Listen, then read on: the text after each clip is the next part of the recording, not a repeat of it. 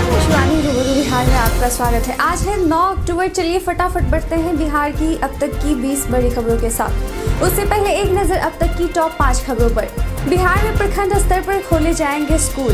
महिला एवं बाल विकास कॉर्पोरेशन ने विभिन्न पदों पर निकाली भर्तियां। नियोजित शिक्षक भी हेडमास्टर की बहाली में हो सकते हैं शामिल। रामविलास पासवान को श्रद्धांजलि देने पहुंचे मुख्यमंत्री नीतीश कुमार। दवाओं की कालाबाजारी पर सरकार कसेगी शिकंजा। अब चलिए बढ़ते हैं खबरों की ओर विस्तार से। बिहार में अब प्रखंड स्तर पर आवासीय स्कूल खोले जाएंगे। इसके लिए जमीन की उपलब्धता और विद्यालय के मॉडल सहित अन्य जरूरतों के आकलन के लिए मुख्यमंत्री नीतीश कुमार ने निर्देश दिया है। नीतीश कुमार ने अनुसूचित जाति जनजाति की 50,000 से अधिक आबादी वाले प्रखंडों में SST मॉडल आवासीय विद्यालय की स्थापना की बात कही। मुख्यमंत्री ने कहा कि इस वर्ग के विद्यार्थियों के लिए जो छात्रावास जर्जर हैं उसे एक नए भवन में परिणाम किए जाने का काम तेजी से पूरा करें। बिहार की महिलाओं के लिए एक खुशखबरी है। दरअसल बिहार सरकार के द्वारा महिला एवं बाल विकास कॉर्पोरेशन के विभिन्न पदों पर भर्ती के लिए नोटिफिकेशन जारी किया गया है। इच्छुक और योग्य उम्मीदवार आधिकारिक वेबसाइट www.wdc.bih.nic.in पर जाकर आवेदन कर सकते हैं। आवेदन की अंतिम तिथि 29 अक्टूबर तक है। पटना हाईकोर्ट से नियोजित शिक्षकों को बड़ी राहत मिली है। पटना उच्च न्यायालय ने TET STET उत्तीर्ण नियोजित शिक्षक संघ को अंतरिम राहत दी है और कहा है कि पेटिशनर्स भी प्रधान शिक्षक यानी हेडमास्टर्स के लिए परीक्षा दे सकते हैं। बीते दिन लोक जनशक्ति पार्टी के संस्थापक और पूर्व केंद्रीय मंत्री स्वर्गीय रामविलास पासवान की पहली पुण्यतिथि थी। पहली पुण्यतिथि के मौके पर पटना से लेकर दिल्ली तक में श्रद्धांजलि कार्यक्रमों का आयोजन किया गया। श्रद्धांजलि समारोह में राज्यपाल फागू चौहान और CM नीतीश कुमार भी लोजपा कार्यालय पहुंचे। श्रद्धांजलि अर्पण करने के दौरान मुख्यमंत्री नीतीश कुमार ने कहा कि यह उनकी उम्र नहीं थी जाने की, वह बहुत जल्द ही हम सबको छोड़कर चले गए। रामविलास जी ने जो कार्य किए हैं, जिस तरह से लोगों के विश्वास को जीता था, उसे बनाए रखने की जिम्मेदारी हम सबकी है। CM ने कहा, रामविलास पासवान जी की स्मृति को लेकर जो मांग की जा रही है, हमारी सरकार उन्हें पूरा करने का विचार कर रही है। देश में दवाओं की कालाबाजारी मनमानी कीमतों के दिन अब जाने वाले हैं। इन पर price monitoring and resource unit की नजर रहेगी। इतना ही नहीं, cancer, blood sugar, blood pressure, हृदय रोग और किडनी से जुड़ी बीमारियों की दवाओं का मूल्य नियंत्रण भी मूल्य अनुश्रवण और संसाधन इकाई के जिम्मे होगा। दवा कंपनियों की मनमानी पर अंकुश लगाने के लिए स्वास्थ्य विभाग जल्द ही प्रदेश में औषधि नियंत्रण निदेशालय के अधीन price monitoring and resource unit का गठन करेगा। पटना साहिब के तख्त श्री हरि मंदिर में NSD और ATS की टीम पहुंची, जहां सुरक्षा की चौकसी पर मॉक ड्रिल का आयोजन किया गया। गौरतलब है कि देश के राष्ट्रपति रामनाथ कोविंद का बिहार में 20 से 22 अक्टूबर तक बिहार में 3 दिवसीय दौरा पर रहेंगे। 22 अक्टूबर को पटना साहिब गुरुद्वारा में उनका आगमन है। ऐसे में राष्ट्रपति की सुरक्षा को लेकर गुरुद्वारा में मॉक ड्रिल का आयोजन कर सुरक्षा में मुस्तैद रहने के लिए ट्रेनिंग दी गई। राज्य में बिहार बोर्ड इंटरमीडिएट पास अविवाहित लड़कियों के लिए अच्छी खबर है। सरकार मुख्यमंत्री कन्या उत्थान योजना के तहत 4,12,469 इंटर उत्तीर्ण अविवाहित लड़कियों को बढ़ी हुई प्रोत्साहन राशि 25,000 रुपये का भुगतान अगले सप्ताह तक सुनिश्चित करने जा रही है। यह राशि DBT के माध्यम से उपलब्ध होगी। इसी तरह सरकार ने मुख्यमंत्री कन्या उत्थान योजना के तहत 1,24,000 स्नातक पास लड़कियों को प्रोत्साहन राशि 50,000 रुपये का भुगतान करने की कार्रवाई की जा रही है। वीर सावरकर पर राजद के आधिकारिक इंटरनेट मीडिया अकाउंट से किए गए ट्वीट के बाद भाजपा नेताओं में गुस्सा है। भाजपा OBC मोर्चा के राष्ट्रीय महामंत्री सह बिहार भाजपा प्रवक्ता डॉक्टर निखिल आनंद ने राजद पर पलटवार करते हुए कहा कि देश की आज़ादी के महानायक और वीर सावरकर के खिलाफ राजद के घटिया ट्वीट से उनके नेताओं की मानसिकता उजागर होती है। भाजपा नेता ने कहा है कि जो दल राजनीतिक सत्ता प्राप्ति को अकुल संपत्ति अर्जित करने का माध्यम मानता हो, जिस पार्टी का नेता भ्रष्टाचार के मामले में जेल की सजा काटने को स्वराज कहता हो, उस राजनीतिक दल और उसके नेताओं से भारतीय इतिहास पर प्रवचन नहीं चाहिए।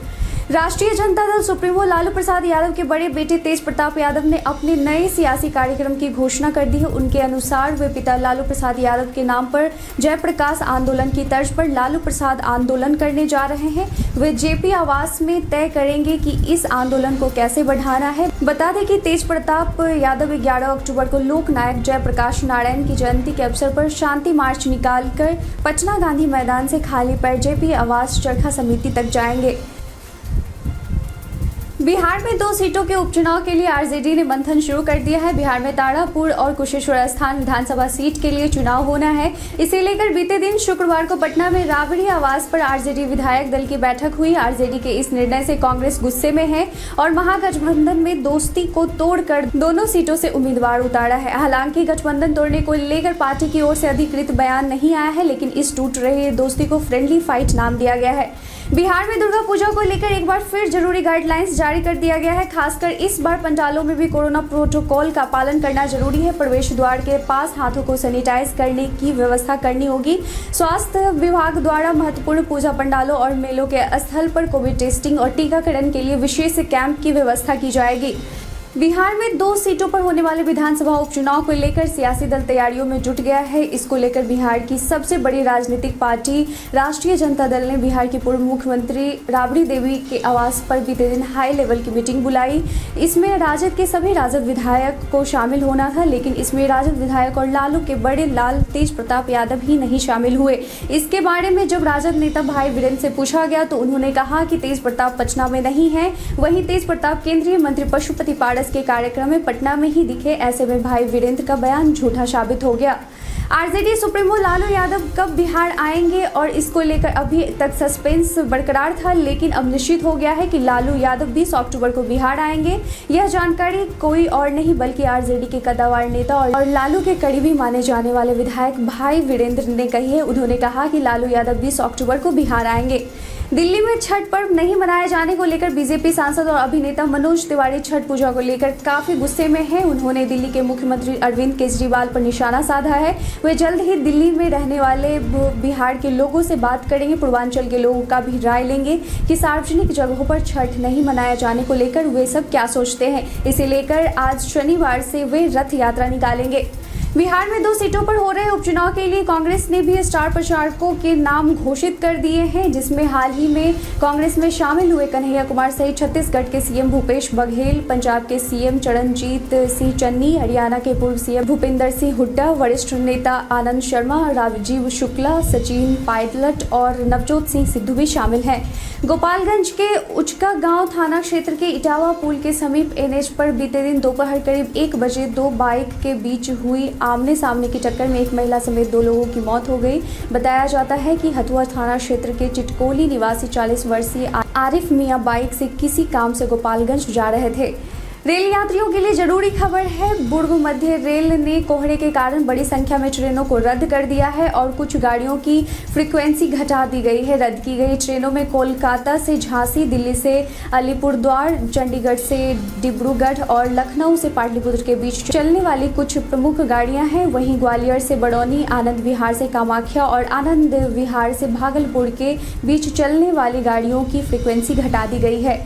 भवन निर्माण विभाग के इंजीनियर के घर बेहिसाब संपत्ति मामले में बीते दिन निगरानी विभाग की छापेमारी चली। बताया जा रहा है कि भवन निर्माण विभाग के इंजीनियर मदन कुमार के ठिकाने पर छापेमारी हुई। मदन कुमार पाटलिपुत्र डिवीजन में कार्यपालक पदाधिकारी के रूप में तैनात हैं। इनके ऊपर निगरानी ने 2 करोड़ 26 लाख से अधिक की संपत्ति का मामला दर्ज किया है।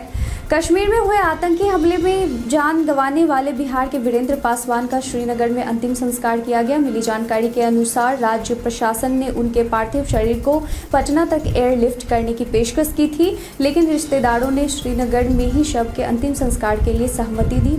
बता दें कि 5 अक्टूबर को रेहड़ी का काम करने वाले वीरेंद्र पासवान की हत्या आतंकियों ने कर दी थी। राष्ट्रीय शिक्षा नीति NEP 2020 के तहत बिहार के छोटे स्कूलों की पहचान की जाएगी। यह पहचान सभी 38 जिलों में होगी। छोटे स्कूल से तात्पर्य प्राथमिक तौर पर उन स्कूलों से होगा जिनमें बच्चों का नामांकन कम है। साथ ही आधारभूत संरचना, वर्ग कक्ष आदि के मामले में भी तंग हालत स्कूल चिन्हित किए जाएंगे। इसके साथ ही चलते हैं आज के सवाल की ओर। बिहार सरकार द्वारा दुर्गा पूजा के लिए जारी किए गए गाइडलाइन के मद्देनजर इस बार आपके क्षेत्र में दुर्गा पूजा का मेला लगाया जा रहा है कि नहीं? अपना जवाब हमें कमेंट सेक्शन में लिखकर जरूर दें। आज के लिए बस इतना ही। बिहार की खबरों के साथ जुड़े रहने के लिए देखते रहें रूबरू बिहार।